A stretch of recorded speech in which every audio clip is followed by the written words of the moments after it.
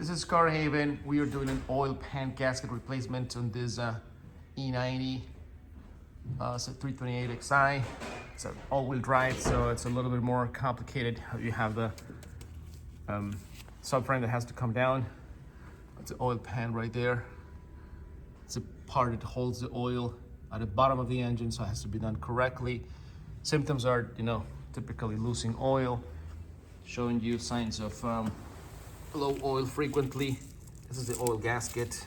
Look at it, pretty bad shape. It's not holding oil inside anymore. Look at that. This typically has to be done every, I want to say 5-6 years in this car.